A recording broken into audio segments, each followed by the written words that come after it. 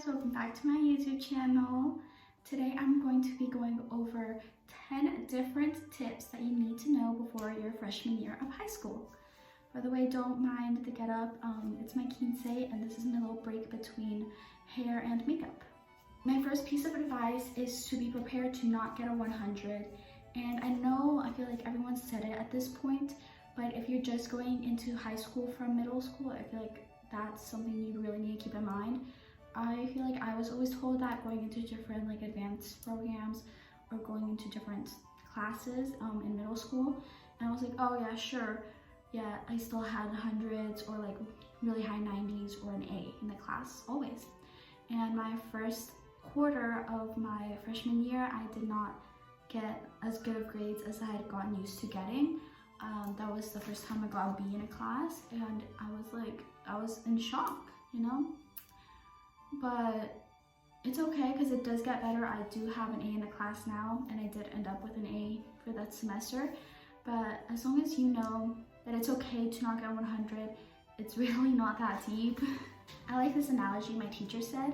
When you get your license, you're not gonna have on there like, oh, got a B in English in 9th grade or in 10th grade or senior year, okay? So like when you're driving down the road and you get pulled over because you went a little bit over the speed limit, the cop's not gonna be like, oh, you got a B? You're gonna get arrested, you're gonna go to jail. No, who does that? No one does that. So it's okay if you don't get 100. Of course, always aim to get 100, always aim to do your best, always aim to grow and to learn. But it's okay if you don't get 100. That is the aim, but it's okay if you don't get it. My next thing is to make sure you're spending time on projects and make sure you're putting care into them, as well as on papers. I feel like this year more than ever, I got a lot of projects assigned this year. A lot of different people did in different classes for different things, and it was definitely something new to us. We had never gotten assigned to so many different projects with so much like creative, like physical parts to it. But we did this year, and we learned really quickly that you need to start almost right away on those projects, and you really need to dedicate a block to them every day because they take a lot more time than you think they do. Especially if you want to get them done right, make sure you're spending quality time. And if you're doing something with painting, make sure you're waiting for it to dry before adding another layer. Or if you're doing something with clay, make sure it's completely dry and solid. Make sure you're having good foundations. I know it's like really random. You're like, oh, are you an art? Is that why? I'm not an art. I don't know. I'm not an art, but all the projects that we've had to do, there's been people who haven't been starting right away or who haven't been taking their time because they're like, oh, it's a one-day thing. It's usually not a one-day thing. It usually does take a little bit of time to get those projects done, but they're really fun.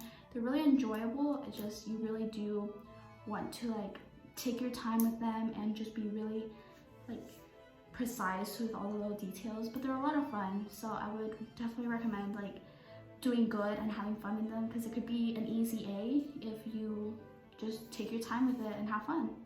My next tip is to make sure you're making a lot of friends, or better yet, to make close friends, not quality over quantity. It's always quality over quantity, okay? I would say I have a very similar group from when I had like in middle school to this year in high school.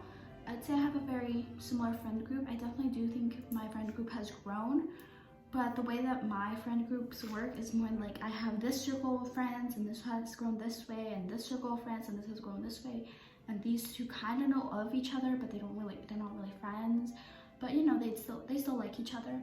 And it's like having different branches is really important. Having different support groups is super important. I feel like you really need to get to know yourself during these high school years and really need to get to know your friends and what you look for in a friend.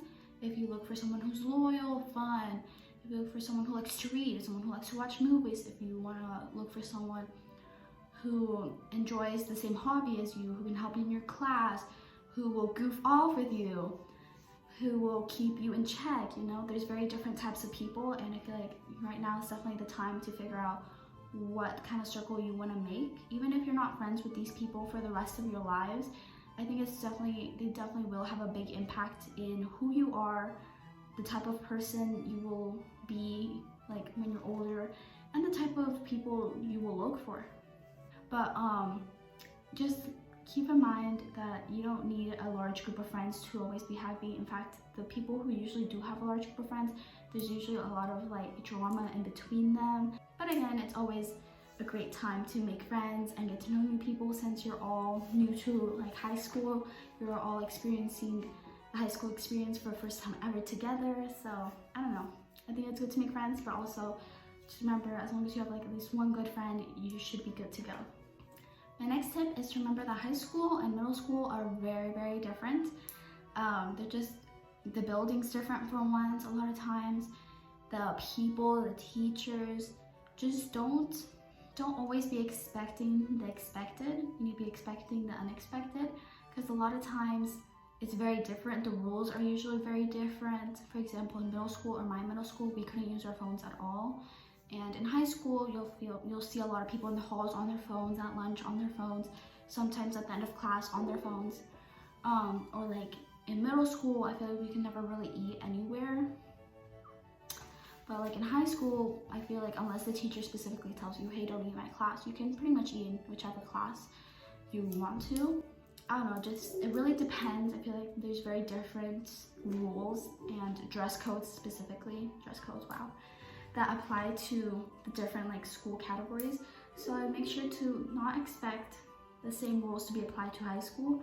I definitely like look into or ask an upperclassman like, hey, do you know if we're allowed to have gum in this class? Do you know if I can have my phone out during this class, like at the end? Or like, hey, do you know if this shirt is okay to wear, if this would be dress coded? So definitely ask some upperclassmen, or just watch around on your first couple days and just notice the different rules. Definitely dress code is one of the biggest ones. I feel like people in high school dress a lot differently than they do in middle school. So I definitely pay attention to that. And also phone policies are always very different from middle schools. So just don't be expecting the exact same rules to apply to both. My next tip is for AP students or students who are taking a little bit of harder classes. However, if you're not taking any this year, that is okay. I think these will still help and apply to you in the future, or maybe some teachers just act like AP teachers. Anyways, my first little tip for the APs, these are like subs, so these aren't part of my Big 10, by the way.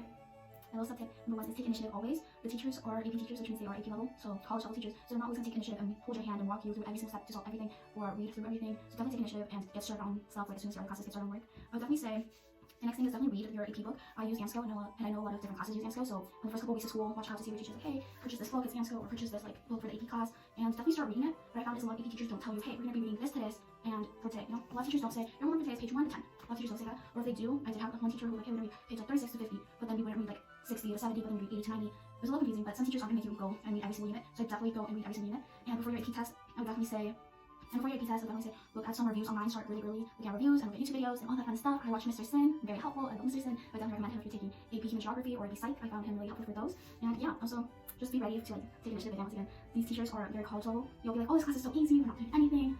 You'll be like, oh, this is the easiest thing I've ever done in my life. I feel like I'm not learning. It's usually because you're not really need to go in depth into every single thing. Reading again. Reading the ANSCO and look at different reviews. That's what I found super helpful for the AP test, because I feel like half of my AP teachers, or half of the AP teachers at my school don't really teach. They lecture you more to take initiative and read the book and study ANSCO and like actually learn the subject, and they're just there for questions. Another half do walk you through, but they don't walk you through every single thing. So you would still have to read the book on your own if you wanted to get a good grade. So if you're in an AP class, or if you're going to take one in the future, make sure you're taking initiative and just really being on top of your work all the time, even if the teacher doesn't seem like they care if you're on top of your work or not. Because they usually don't, because you're the one who's taking the exam at the end of the year, and you're the one who's in charge of getting that 5. My next 2 tips kind of go together. My first one is to make sure you're eating nutritious foods. Make sure you're eating fruits, vegetables, getting enough sleep, making sure you're being hygienic. I know it's like, well, duh, but I feel like once you get into high school, you definitely get more like pressured on time, depending on what classes you're taking. If you're taking advanced classes, you definitely have a lot less time to do things for fun. So making sure you're hitting the bare minimum of sleeping enough so that the next day you're not absolutely just falling asleep every 3 seconds. Just make sure that you have a really, make sure you just have a good sleep schedule. Make sure you're drinking enough water. Always drink water. Make sure you're eating enough. Make sure you're eating good food and drinking water, not coffee. You can drink coffee, but make sure you're drinking water, okay? My next tip is just have a good balance between school and home. I know a lot of people who would stay up till 3 a.m. and then wake up at 6 doing homework. I never had to do that, and I did take advanced classes and AP classes this year, And next year I'm also taking classes that are very advanced and dual credit and different college classes. So I'll let you know how that goes and if I need to stay up late. But I think if you don't procrastinate and if you choose your activities wisely, I think that's the big thing of it. I think that you need to choose the activities that you know you have time for. You're gonna have to be very specific on what classes you want to take and what after school activities you want to do and what clubs you want to be a part of that you can do well. You want to be able to dedicate your time to it while also having fun, while also being able to sleep like a normal sleep schedule. And if you want to like get into Harvard or Yale or like some big school, some Ivy League, and that's why you're overpacking yourself with stuff, just make sure you're enjoying life, breathe. You don't have to like stop doing stuff, you can still be ambitious. You just need you to breathe. And remember, everything is gonna be okay, okay?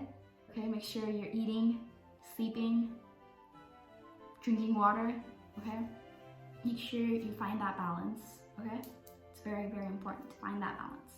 My next tip is definitely a 180 from that. It's definitely like the different cliques that are within your school. There's definitely gonna be cliques. There's always cliques. I think it's inevitable to have cliques. And again, at lunch, you always have your little tables that everyone has. I think it's definitely important to try to branch out to different cliques, to try to be a part of different groups of people as long as they make you feel happy and comfortable and just confident. As long as they're doing you good, then and you're doing them good, I think it's good to branch out to different cliques. So I think it's definitely good to branch out and surround yourself with really good people and really good cliques. Going off of that though, in high school, you could definitely tell, oh, that's the athletic kids. But I don't think you're like, oh my gosh, they're the popular kids, oh my gosh. You don't feel as judged anymore by the popular kids because they're not really popular because you're all starting over in ground zero, you're all freshmen. If anything, the group who would be like judging you like they did would be like the seniors. And if you're getting judged by a senior, that's kind of weird because you're literally a freshman and they're like almost an adult, like, you know? So I feel like at this point in your life, everything's brand new. You're all at the bottom of the social hierarchy triangle, the very bottom. So no one really cares like how cool you are because you're not really cool, I guess. Like you all have different priorities in high school. Like sure, the athletic kids have like cool people within their group, like, oh, he went to state. That's cool, you know? And within the little smart group, you have like, oh, he got a 5 on all his AP exams this year. You're like, wow, that's good, you know? Or she's valedictorian, like, wow, that's a cool person, that's someone I want to talk to. Within your band group, you have like, oh, he made all region, he made all state, he's drum major, section leader, first chair. You have like, wow, like within orchestra and choir and band, you're all like, wow, that's really cool. But for other people, they're just like, what? How is that cool? You know, like you all have your different priorities. So no one's necessarily cool and no one's necessarily uncool. It's just kind of depends on your priorities, which are very different from middle school. My next one goes kind of back into the projects one, and it's really important. Do not procrastinate. Look at me, look at me. Do not procrastinate, okay? I know you're like, oh, Ixchel, you probably can't be talking. You probably procrastinate a lot. And I won't lie, I have procrastinated here and there. However, unless they were actually super easy assignments, procrastinating is not good. And sure, you can gaslight yourself into thinking they're super easy assignments, but I'm talking like actually super easy. I have this biggest pet peeve of people who will have their assignments like completely blank and won't start until 11 p.m. and it's due at 11:59.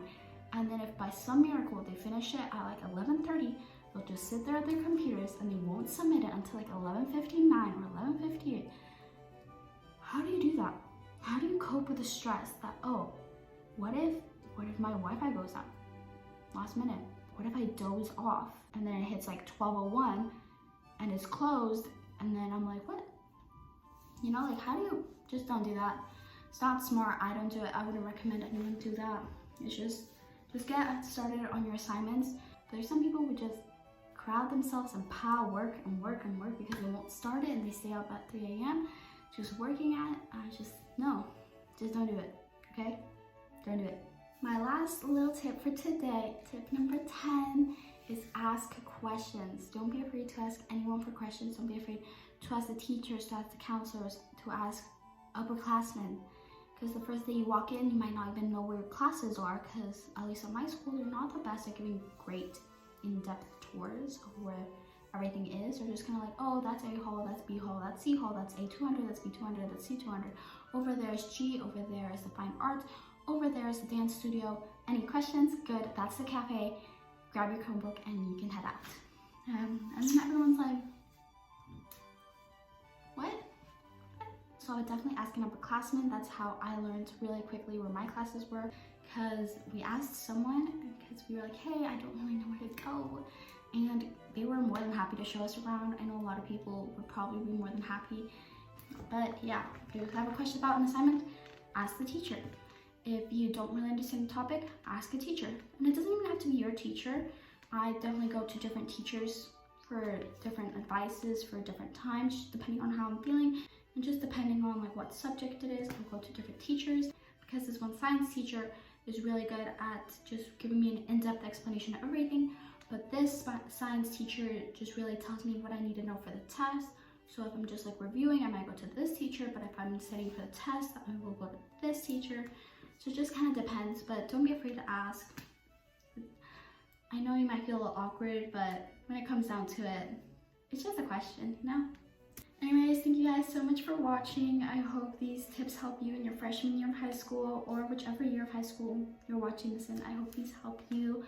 And yeah, don't forget to like and subscribe if you haven't already. Anyways, I will see you guys later. Bye!